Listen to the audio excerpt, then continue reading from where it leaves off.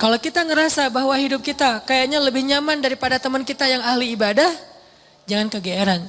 Jangan-jangan kita sedang diberikan nikmat biasa, sedangkan dia diberikan nikmat yang luar biasa. Apa nikmat luar biasa? Kenapa dia miskin terus? Karena Allah pengen dekat sama dia. Mungkin dengan miskin dia sering berdoa. Dengan dia sakit dia sering berdoa. Dengan dia dapat masalah terus dia sering berdoa. Sedangkan kita ketika dikasih solusi ke lapangan rezeki jarang berdoa. Ibadahnya nggak getol. Kita dikasih nikmat, dia dikasih nikmat. Tapi siapa yang lebih istimewa? Jangan-jangan dia lebih istimewa justru dengan kemiskinannya, dengan sakitnya, dengan masalahnya. Ini yang dirasakan oleh Abdurrahman bin Auf, teman-teman. Ketika Abdurrahman bin Auf dihidangkan makanan yang sangat banyak oleh istri-istrinya, Abdurrahman malah nangis, bayangin. Jadi dikasih satu buffet, makanannya semuanya ada dessert, appetizer, main course kayak gitu semuanya lengkap. Pas dilihat sama Abdurrahman, nangis. Kalau kita ngeliat itu nangis karena nggak pernah makan seenak itu gitu ya. Ini nangis karena aduh kok gini-gini banget ya hidup saya kok nikmat banget sih. Akhirnya istrinya nanya kepada Abdurrahman, "Ma yubki kayak Abdurrahman. Kenapa kamu nangis wahai Abdurrahman bin Auf?" Kata Abdurrahman, "Bagaimana saya tidak nangis? Ada orang yang lebih soleh dari saya, hidupnya susah." Siapa dia? Hamzah dan Mus'ab bin Umair. Sampai keduanya ketika meninggal dalam perang Uhud, saking miskinnya gak punya kain kafan. Satu-satunya kain kafan mereka selimut kecil yang kalau ditutup kepala kelihatan kaki. Ditutup kaki kelihatan kepala. Saking miskinnya gak punya apa-apa untuk dikafanin. Sedangkan saya yang amalnya sedikit Allah limpahkan nikmat yang sangat banyak. Saya jadi curiga, kata Abdurrahman bin Auf. Curiga apa?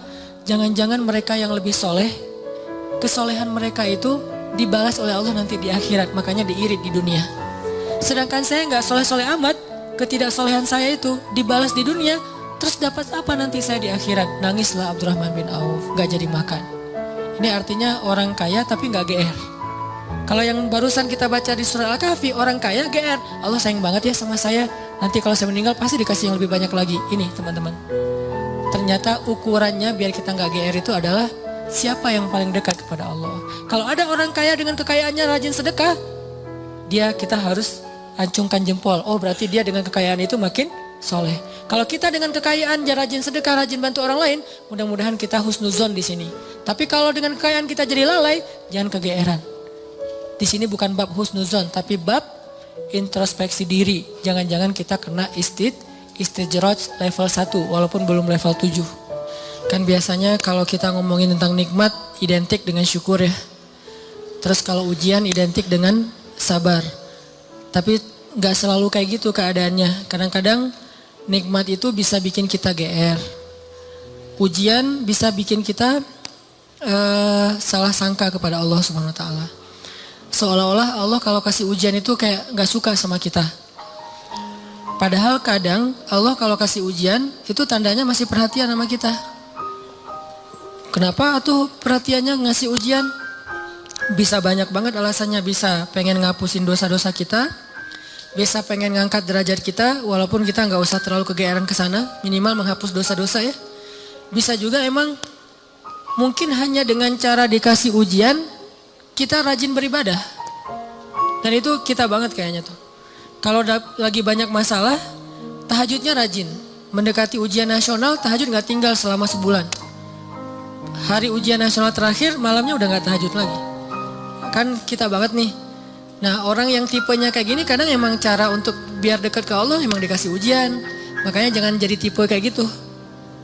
Walaupun ada orang lain yang soleh tapi tetap dikasih ujian. Kenapa? Karena Allah Subhanahu Wa Taala benar-benar pengen lebih dekat sama dia. Makanya Nabi bilang asyadun nas balaan al-anbiya summas salihin. Orang yang paling banyak diuji sama Allah itu orang para nabi, kemudian orang soleh, kemudian yang mendekati kesolehan dan seterusnya dan seterusnya.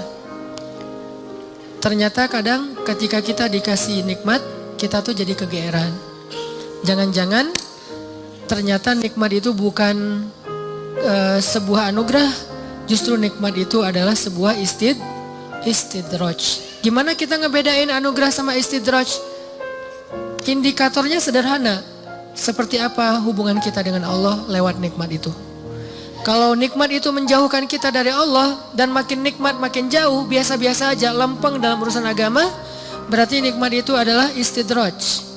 Kalau nikmat itu bikin kita makin bersyukur, bentuk syukurnya bisa makin dekat ke Allah dalam bentuk ibadah, bisa juga makin banyak manfaatnya ke orang lain dengan berbagi, berarti nikmat itu adalah anugerah. Dua-duanya nikmat, karena dua-duanya dinikmati. Tapi ada anugerah, fadl, ada juga istidraj. Atau kadang-kadang kegeeran kita kasus yang lain, misalnya gini, kayak dalam keluarga ya, dalam keluarga kita berdoa nih, berdoa, ya Allah mudahkanlah rezeki saya, keluarga saya, pasangan saya, kayak gitu-gitu. Atau anak kita sakit, terus kita berdoa, ya Allah sembuhkanlah anak saya. Yang berdoa malam itu bukan cuma kita loh. Orang tua kita berdoa, pasangan kita berdoa. Kadang sampai pembantu juga berdoa. Tiba-tiba Allah kasih kita nikmat lewat doa ini. Misalnya anak sembuh, misalnya kita lulus ujian, misalnya dapat kerjaan. Terus kita tiba-tiba kegeeran. Ya doa saya diijabah banget ya. Di sini nih kegeerannya nih. Apa ini enggak husnuzon Ustaz? Husnuzonnya kalau Allah maha baik ya. Mau mengijabah doa orang yang tidak layak diijabah. Ini husnuzon. Kalau kegeeran, ya alhamdulillah saya orangnya layak diijabah doa ya. Doa saya itu cepat banget diijabah, lu baru semalam doa, hari ini udah ijabah. Kalau yang diomongin adalah kitanya, itu kegeeran. Kalau yang diomongin adalah kebesaran Allahnya, itu namanya husnuzon, bagian dari tahadus bin ni'mah. Wa amma bi ni'mati rabbika fahaddis. Yang dibicarain tuh bukan kita, tapi Allahnya. Atau kalau mau lebih nggak GR lagi, kita berhusnuzonnya bukan cuma ke Allah. Allah maha baik plus, oh ini kayaknya ada doa di dalam keluarga saya nih yang diijabah oleh Allah. Bisa doa ibu, bisa doa ayah, bisa doa pasangan, bisa doa bahkan pembantu yang kita nggak tahu diam-diam dia mendoakan kita. Jadi bukan kitanya yang hebat, yang keren, yang soleh, tapi ada orang lain di sekeliling kita yang soleh kemudian mendoakan sehingga memudahkan urusan kita. Sama kayak dalam dakwah, misalnya saya dengan teman-teman bikin pemuda hijrah nih. Pemuda hijrah ini dulu taklimnya 3 tahun yang lalu paling banyak cuma 30 orang. Selama 8 tahun. Tiba-tiba alhamdulillah Allah berikan keberkahan jadi rame. Kita jadi bareng-bareng sekarang ada ribuan orang misalnya.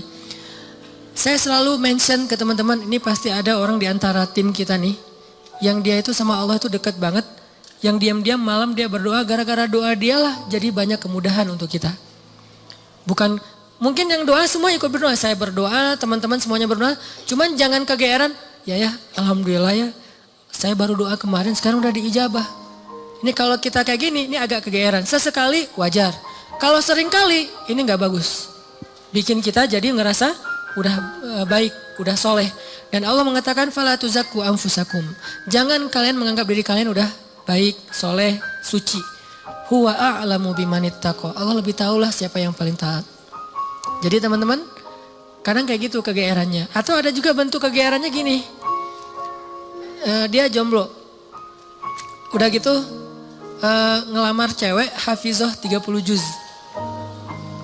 Dia tuh belum bisa baca Quran, baru hijrah, tapi diberikan istri hafizah 30 juz. Atau sebaliknya, dia cewek baru berhijab banget, diberikan suami hafiz 30 juz. Udah gitu dia kegeeran. Wah, berarti saya udah pantas buat dia nih. Atau dia pantas buat saya. Enggak, jangan-jangan Allah sengaja ngasih kita pasangan yang soleh banget karena cuma dia yang bisa menghijrahkan kita dan memperbaiki kita. Kalau dikasih yang tanggung-tanggung ntar lepas lagi nih. Makanya dikasih yang gak tanggung-tanggung. Sekalian aja yang paling soleh, yang paling taat, yang paling berwawasan agama luas sehingga kita disuruh belajar ke dia. Bisa kayak gitu. Padahal yang datang ke dia itu banyak. Ada yang sama-sama hafiz. Kenapa yang lebih baik dari kita hafiz gak diterima? Karena udah sama-sama soleh. Terus siapa lagi yang perlu diperbaiki kan? Bisa jadi kita justru ketemu dengan orang yang keren. Karena Allah pengen memperbaiki kita dengan orang itu, lewat orang itu. Ini biar kita gak kegeeran. Ustadz kenapa sih harus gitu-gitu amat? Karena itulah sifat orang yang beriman.